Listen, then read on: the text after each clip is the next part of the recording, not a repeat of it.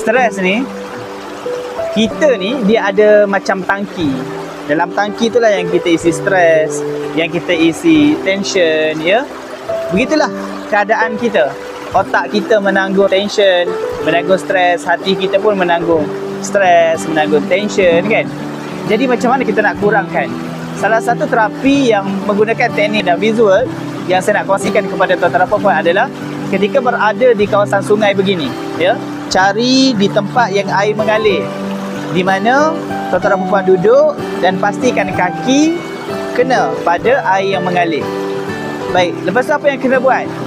Duduk dalam keadaan tenang, pastikan telinga kita ini mendengar aliran air yang mengalir, lihat air tersebut, dan bayangkan tuan-tuan dan puan, tangki tuan-tuan dan puan, sama ada hati ataupun fikiran tuan-tuan dan puan yang terisi dengan stres, kan, terisi dengan tension dan sebagainya, ataupun masalah-masalah yang ada, ataupun bebanan yang kuat, pengalaman-pengalaman yang dulu, kan, yang perit, yang pahit yang tuan-tuan dan puan tanggung.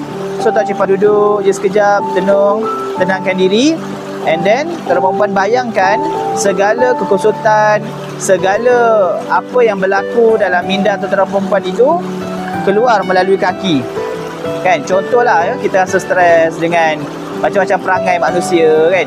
So kita bayangkan perangai-perangai dia, kita bayangkan dosa-dosa kita bayangkan hal-hal negatif itu keluar melalui kaki dan dia mengalir melalui air yang keluar tersebut.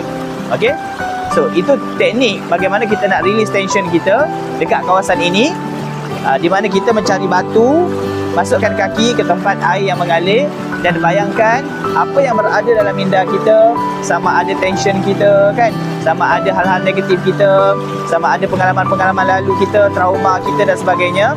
Kita bayangkan duduk dalam keadaan tenang, telinga kita mendengar aliran air, tenangkan diri.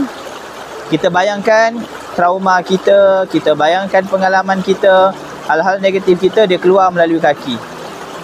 Air yang mengalir itu, dia ambil hal-hal negatif tersebut, keluar dan mengalir pergi berlalu.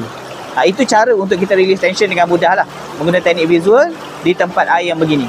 Kesan dia akan ringankan minda kita, dia akan ringankan fikiran kita, dia akan ringankan hati kita, dan dia akan buat kita ni semangat balik untuk melakukan tindakan. Kalau Tuan Cik Puan sekadar pergi dekat sungai nak healing biasa-biasa, kan, mendengar alunan air yang mengalir saja, itu pun dah boleh, tak ada masalah. Cuma kalau nak lebih efektif dalam kita nak release tension, ini adalah cara yang Tuan Cik Puan boleh buat. Okey, terima kasih.